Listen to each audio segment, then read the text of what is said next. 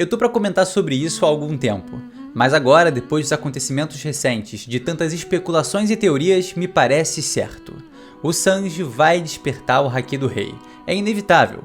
Pode acontecer em um capítulo, em 2, em 3 ou em 5, mas todos os elementos narrativos convergem para esse momento. Só que, na minha opinião, agora, já que é praticamente confirmado, o mais interessante nem é o fato dele despertar o Haki do Conquistador, mas duas perguntas que surgem com essa certeza. A primeira é, como isso vai acontecer? Porque o Oda pode simplesmente fazer o Sanji despertar o Haki do Conquistador nessa batalha contra o Killingham, mas sem trabalhar um lado mais emocional do personagem, focando só em força, poder, fazendo ele ser forjado na necessidade de vencer, sabendo que o único caminho é usar esse Haki. Funcionaria? Cara, com certeza, mas dá pra ser muito melhor que isso. Trabalhando com profundidade emocional em camadas, como Oda normalmente faz quando se trata do Sanji. Eu tenho um vídeo analisando os aspectos psicológicos do combate contra o Queen que deixa claro como existe um cuidado do autor com o personagem. Por isso, eu acredito que esse despertar vai ser muito mais do que só um power-up. Vai ser um ponto culminante de toda a jornada emocional do Sanji, encerrando conflitos que acompanham o personagem desde sua infância. E a segunda pergunta é, se o Luffy caminha para se tornar o rei dos piratas, e o Zoro recebeu o título de rei do inferno depois de despertar o Haki do rei, então o Sanji vai ser o rei do quê? O rei da cozinha, dos assados, dos frangos fritos? Se a gente for por esse padrão que Oda vem construindo no trio monstro, é muito natural que o Sanji, após despertar a habilidade, ganhe uma nova alcunha. E a verdade é que ela pode ter muito a ver com exatamente os aspectos emocionais do personagem. É por isso que nesse vídeo a gente vai mergulhar nos elementos psicológicos, narrativos e temáticos do Sanji. Minha ideia é mostrar como toda a construção do personagem aponta como uma lança afiada para o despertar do Haki do Conquistador. E porque eu acredito que o Oda já está preparando também a alcunha definitiva do cozinheiro para o final de One Piece. E não, provavelmente não vai ser o Conquistador das Gatinhas. O Sanji já teve várias batalhas lendárias, dentre elas algumas que carregavam uma poderosa carga simbólica. Tudo começou a ser ainda mais poderoso após os eventos de Whole Cake Island, onde ele reencontra seu pai e seus irmãos, e acabam culminando na batalha contra a Calamidade Queen lá em Wano, onde ele enfrenta um oponente cujos poderes são réplicas dos seus familiares, chegando ao ponto de encarar habilidades do seu próprio alter ego, o Stealth Black, o que Vinsmoke Judge sempre desejou que o Sanji se tornasse. E a verdade é que esse confronto termina com algumas pontas soltas. O cozinheiro levanta dilemas que ainda não consegue responder, dando margem então para a evolução do personagem. E o que eu acho incrível agora em Elbaf é exatamente como Oda parece construir o Himoshifu Killingham como adversário perfeito para concluir o desenvolvimento do Sanji. No início do arco eu fiz uma análise diferente, focada mais em poderes, acreditando que o fogo do Sanji seria perfeito para enfrentar um homem que usa espinhos, plantas, a famosa lógica de vantagem e desvantagem que a gente vê no Pokémon. E imagino que algo assim também deva ter passado pela sua cabeça, mas a real é que Oda não vai só na contramão dessa ideia, mas constrói um personagem com elementos muito mais interessantes para trabalhar contra o Sanji e potencializar o despertar do Haki do Conquistador. E por que eu acho que esse Cavaleiro de Deus é o adversário perfeito para o cozinheiro? Primeiro, porque o Killingham é um personagem cujos poderes giram em torno de sonhos e pesadelos. Com a fruta do Kirin, ele consegue literalmente projetar os maiores temores das pessoas e transformá-los em monstros reais. E se por acaso existe alguém em One Piece cuja vida inteira foi marcada por um pesadelo, esse alguém é o Sanji. Toda a sua infância dentro da Germa 66 foi construída na base da rejeição, de abuso, da desumanização. Ele foi tratado como um fracasso, pior, como uma falha pelo próprio pai, espancado pelos irmãos, aprisionado e simbolicamente apagado da própria família. O Judge chegou ao ponto de realizar um funeral para o Sanji ainda vivo, como se aquele filho simplesmente não existisse mais, ou pior, que nunca deveria ter nascido. Todo mundo que acompanhou Whole Cake Island sabe e concorda que pouquíssimos personagens carregam um trauma tão profundo que ecoa em sua mente até os dias de hoje. Querendo ou não, o Sanji carrega uma autodepreciação a ponto do próprio Scopper Gaban perceber isso e comentar diretamente ao personagem. Isso cria o cenário perfeito para o Killingham explorar essas feridas.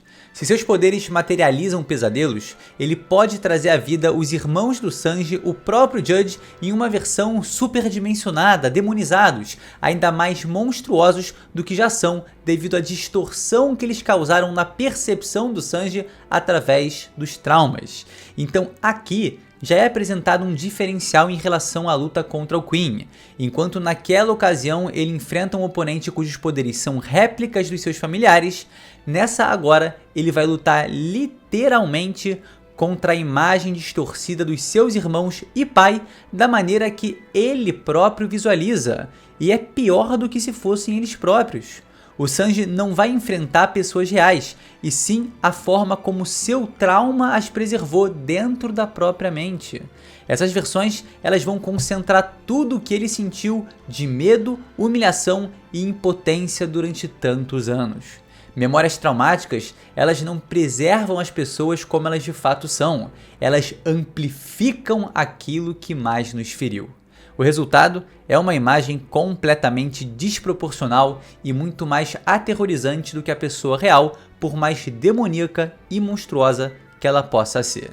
Seria uma batalha então muito mais psicológica, emocional e metafórica, diria até uma poesia em forma de combate. O Sanji precisaria enfrentar, de uma vez por todas, os fantasmas que o perseguem desde sua infância. E o mais assustador é que ainda existe um pesadelo maior que o Judge e seus irmãos, um que nunca deixou de caminhar ao seu lado, invisível em sua sombra, desde o dia em que ele fugiu da Germa, o Stealth Black. Mais do que um uniforme ou uma identidade, ele representa o homem que sua família sempre quis moldar, um guerreiro frio, obediente, incapaz de sentir compaixão, algo que o Sanji definitivamente não se tornou. No fundo, o cozinheiro pode associar todo o sofrimento que viveu ao simples fato de nunca ter correspondido às expectativas do pai. Afinal, na sua visão de criança, a punição veio porque ele era fraco. O sofrimento recaiu sobre ele porque ele sentia emoções. Se tivesse se tornado aquilo que o Judge desejava, talvez nunca tivesse sido espancado, humilhado, preso ou até tratado como um fracasso. Então parece existir um sofrimento muito injusto que o corrói. Por permanecer sendo humano, ele sofreu tudo aquilo que sofreu. Por isso, o verdadeiro adversário dessa batalha talvez nem sejam seus irmãos ou seu pai, mas sim o homem que ele nunca se tornou. De um lado, Sanji, falho, humano, sensível. Do outro, a versão supostamente perfeita idealizada pela Germa 66. E pensando nisso, é impossível não lembrar do Naruto diante da Cachoeira da Verdade, quando enfrenta sua própria escuridão. Esse lado negro é o próprio Naruto, formado por tudo aquilo que ele tentou esconder durante a vida: ressentimento, inveja e a dor de ter sido rejeitado pela vila desde criança. No fim, aquela luta não é vencida através da violência, mas com um gesto de aceitação. Vai ter gente querendo reduzir esse momento à ideia de que ele venceu com um abraço, mas isso é só um verdadeiro atestado de ignorância. O Kishimoto trouxe a resolução de um conflito interno, misturando o concreto com o metafórico, e o Oda pode seguir um caminho semelhante. Não no caso do abraço, mas sim no Sanji entender que existe o sangue da Germa 66 correndo dentro dele e vai continuar sempre existindo. Só que isso não determina quem ele é.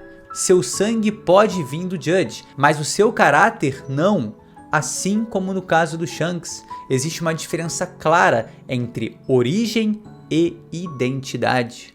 O sangue explica de onde você veio, mas não quem você é, e todos os dias escolhe ser. Curiosamente, isso também teria um simbolismo fora das páginas do mangá, porque originalmente o nome do Sanji era para ser Naruto, mas Oda mudou quando soube que Kishimoto ia publicar seu próprio mangá com esse título na mesma revista. Enfim, todo esse ponto sobre os pesadelos que o Killingham pode invocar conversam bem demais com um aprofundamento no Sanjutsu, mas não para por aí. Outro detalhe interessante é que o Cavaleiro de Deus luta utilizando a Longinus, talvez a lança mais poderosa desse universo. Isso faz uma conexão com um dos primeiros ensinamentos do Zeff lá no capítulo 66, quando ele explica que a lâmina cega da determinação, da ambição, pode vencer um homem com um arsenal de armas, e depois complementa dizendo que conhece um garoto que sem querer enferruja sua própria lança. O Killingham usar essa arma não é à toa. O próprio Judge também luta utilizando uma lança. É um caso pensado do Oda, algo que o autor está fazendo propositalmente para ser relacionado. Ou seja, o Killingham acaba reunindo na mesma figura duas referências importantíssimas para a construção do Sanji: o seu pai biológico e o seu pai adotivo, que eu devo dizer que é o seu pai de verdade. Um que usa a lança para punir e o outro que usou ela como exemplo para ensinar. Então essa luta, meus amigos, tem potencial para representar um conflito entre tudo aquilo que o Judge simboliza e tudo aquilo que o Zeff ensinou. E as lições do cozinheiro-chefe vão ser o caminho para superar os traumas causados por seu progenitor. E finalmente, então, despertar o Haki do Rei. Ainda tem esse simbolismo gritante entre a força baseada na frieza e na ausência de emoções contra a força construída pelo amor, pela compaixão e pela humanidade. Aí, meus queridos, o Haki do Conquistador vem. Não um mero despertar, mas uma quebra definitiva da maior prisão do personagem. A crença de que ele vale menos que os outros. Durante toda a sua vida, o Sanji foi convencido de que era um fracasso, um erro, alguém descartável. O verdadeiro clímax do personagem não tem que ser sobre entender o quão forte ele ficou. O Zoro e o Luffy já fazem esse papel de forma brilhante. Para o Sanji, o despertar é finalmente compreender o quanto a sua vida sempre teve valor, porque a maior cicatriz que o Judge deixou nele foi na crença de que sua vida valia menos que a dos outros. Ele pode ter sido libertado da máscara de ferro. Ele pode ter sido libertado dos grilhões que o seguravam na infância. Mas as correntes que prenderam o Sanji durante toda a sua vida nunca foram de ferro, mas de palavras que o fizeram acreditar que nascer havia sido um erro. O despertar do Haki do Rei do Sanji é uma evolução de força, mas muito mais importante que isso. É a libertação definitiva de tudo aquilo que tentou definir quem ele era. O príncipe da Germa 66, criado para herdar o trono do Judge, escolheu construir a sua própria coroa. O Sanji não se tornou um rei por sangue ou pela sua linhagem. Ele rejeitou a coroa de seu pai para conquistar uma muito maior. E então, chegamos à pergunta final do vídeo. E do que vai ser essa coroa? O Luffy é o futuro rei dos piratas. O Zoro recebeu o título de Rei do Inferno, então o Sanji vai ter uma alcunha ligada ao seu papel na história. A possibilidade mais comentada hoje é excelente: o Rei dos Céus. Curiosamente, fica quase como uma divisão simbólica dos três reinos de Elbaf. O Luffy representa o Rei do Sol, o Zoro representa o Rei do Submundo, enquanto o Sanji representa o Reino Celestial. Essa alcunha também conversa com a identidade de combate do Sanji, mas muito mais do que isso. Desde o Skywalk, ele literalmente luta voando.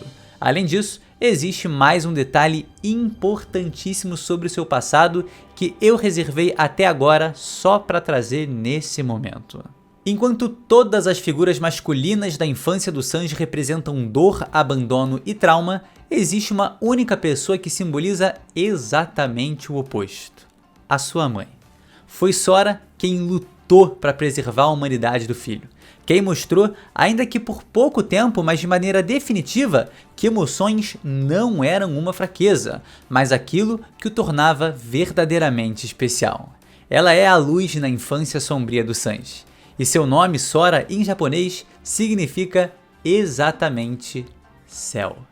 Se o destino do Sanji for realmente se tornar o Rei dos Céus, então essa alcunha, além de ter relação com sua forma de lutar, nasce da própria pessoa que lhe ensinou a ser um humano. É uma alcunha que, no fundo, vem das suas emoções. Então eu acho que essa escolha é extremamente assertiva. E aí entra a outra possibilidade que também está muito vinculada aos seus sentimentos, que seria o Rei do Amor. Pode parecer um título bobo ou até clichê demais, mas olhando para a construção do personagem, faz muitíssimo sentido. O Oda sempre associou o Sanji às emoções. Ele já explicou que as chamas do Diablo Jumbo e posteriormente do Ifrit Jumbo ficam mais intensas por causa da sua forte paixão. Ou seja, o fogo do Sanji, que é a sua característica mais marcante em combate, nasce dos seus sentimentos. Além disso, toda a trajetória do Sanji é construída em torno do amor. Foi o amor da sua mãe Sora que impediu que ele perdesse sua humanidade. Foi o amor do Zeff que lhe deu uma nova vida. É pelo amor aos seus companheiros que ele coloca a própria vida em risco repetidas vezes. Então, o Rei do Amor acaba não sendo um título romântico, é muito mais a representação da força mais poderosa do personagem. A prova de que aquilo que o Judge sempre considerou uma fraqueza, as suas emoções, eram na verdade a maior fonte do seu poder. Seria muito simbólico virar o Rei do Amor, quando em sua vida como príncipe ele praticamente só conheceu a dor. Mas a semente da paixão estava lá e foi plantada por sua mãe. E é aquilo, se o Luffy herda o caminho do Rei dos Piratas e o Zoro segue com uma alcunha que remete diretamente ao Rei das Trevas, sendo o Rei do Inferno, então faz sentido que o Sanji também reflita aquele que sempre foi o seu paralelo entre os piratas do Roger. O homem que percebeu que ele tem uma autodepreciação. Um homem que com poucas palavras pode ser uma chave que vai ajudar o Sanji a destravar o haki do rei. Exatamente Scopper Gaban, o missionário do amor. Então assim, seja como Rei dos Céus ou como Rei do Amor. Eu acho que o despertar do haki do Conquistador do Sanji precisa representar muito mais do que só um novo nível de força. Ele precisa simbolizar a vitória definitiva do garoto que foi rejeitado pela própria família e que mesmo assim escolheu continuar sendo um humano. Porque no fim das contas, o seu coração, as suas emoções, essas sempre foram as maiores forças do Sanji.